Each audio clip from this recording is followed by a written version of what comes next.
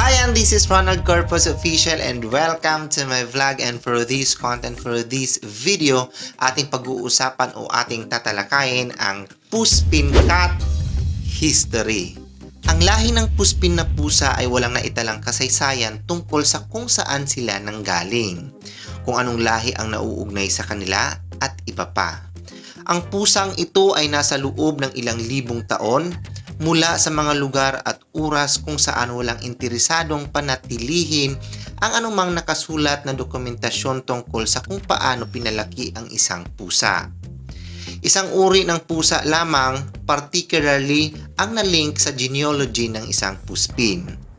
Naniniwala ang mga siyentipiko na ang mga Japanese bobtail cat ay ipinakilala sa kanilang gene pool sa isang punto sa kanilang kasaysayan. May mga genetic na palatandaan nito at paminsan-minsang kink o pinaikling uri ng buntot.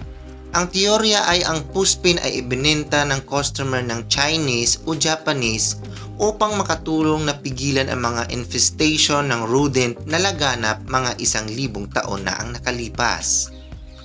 Ito ay kung saan ipinalagay na ang bobtail ay pinalaki kasama ng puspin sa ibang bansa.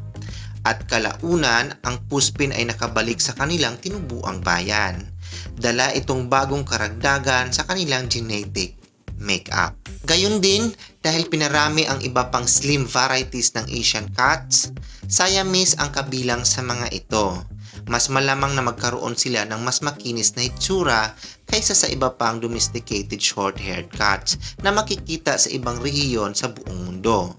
Bukod sa mga bakas na katibayan na umabot pabalik sa bobtail, walang ebidensya sa pananaliksik na sumusubaybay sa mga pusa na ito sa anumang iba pang lahi, dahil ang kanilang genetika ay isang mishmash na tila walang katapusang crossbreeding sa buong libong taon.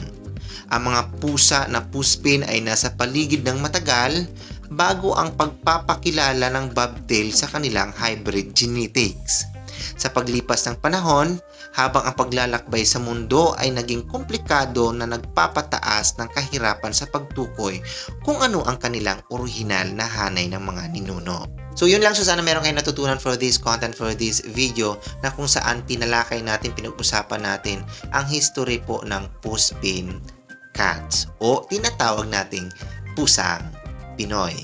So once again, this is Ronald Corpus Official na nagsasabing kung hindi ka pa nakasubscribe ng aking YouTube channel, so please subscribe to my YouTube channel, and kung nagustuhan mo yung content na to, so paki-like, and kung ito po ay karapat-dapat i-share, so i-share po natin para po sa kaalaman nating lahat.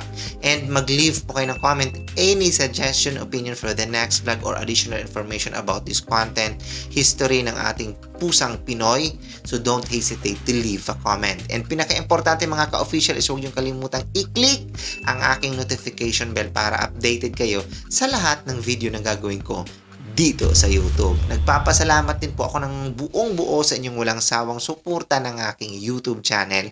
I love you all and bye-bye.